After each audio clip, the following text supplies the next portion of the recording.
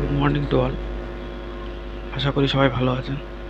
একটু চাপে আছেন বুঝতে পেরেছি, খুব চাপে আছেন। মার্কেটের যা অবস্থা সবাই চাপে আছে। চাপে মানে এমন চাপে, যদি কেউ ইথিরিয়ামে 4000 বা 4200 লেভেল বাই করেছে তাদের অবস্থা আমারও আছে। এখন কোনো উপায় নেই হোল্ড করা ছাড়া। ঠিক আছে, মার্কেটের যে অবস্থা, সামান্য বাউন্স ব্যাক যদি দেয় তার মানে এই না যে মার্কেট রিকভার করছে। সবাই সেটা ভেবেছিল, বাট এখন তা সম্ভব না। তো মার্কেটে এখন কোনো রকম ফিউচার ট্রেড নেবেন না, বারবার বলছি।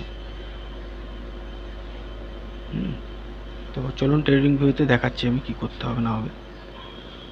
তো বিটকয়েন এখন একটু উপরের দিকে গেছে, তার মানে এই না যে বিটকয়েন রিকভার করছে। মার্কেট এখান থেকে আবার কারেকশানই করবে। 95-92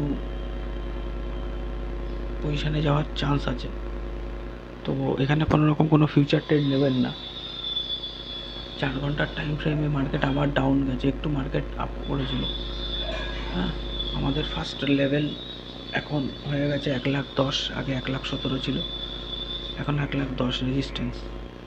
আর সাপোর্ট জানি না, 95-92তে যাওয়ার পরে তখন বোঝা যাবে যে মার্কেট বিটকয়েন কোন দিকে মুভ করছে। তবে এখনও 50% চান্স আছে, 50 আমি বলবো 40% চান্স আছে যে আমরা বুল মার্কেটের দিকে যাওয়ার চান্স আছে। বাট 92তে যাওয়ার পরে টোটালি বোঝা যাবে যে আমরা বিয়ার মার্কেটের দিকে চলে গেছি, বুল মার্কেট শেষ হয়ে গেছে।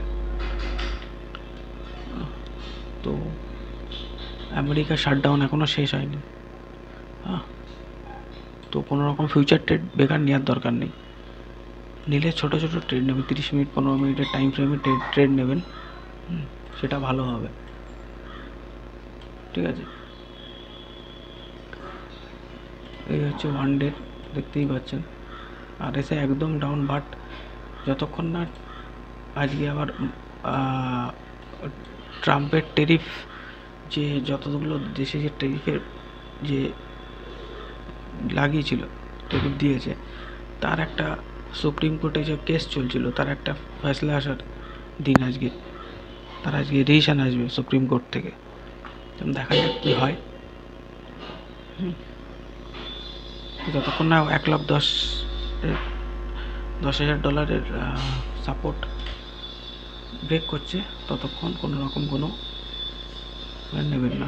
স্পটে এখন নিলে নিতে পারেন, কিনতে পারেন, অল্প কিনুন বিটকয়েন। ইথিরিয়ামও সেম। ইথিরিয়ামও এখানে দেখাচ্ছে রিকভার একটু করেছে। রিকভার তো না, মানে জাস্ট একটু যেরকম হয়, একটু উপরে গিয়ে আবার ডাউন। তো সেটাই হচ্ছে। তো এখানে স্পটে যারা নেবেন তারা সেকেন্ড এন্ট্রি নিতে পারেন। সেকেন্ড এন্ট্রি যারা কেনেননি ইথিরিয়াম নিতে পারেন। আমি বলবো ইথিরিয়ামটাই কিনুন।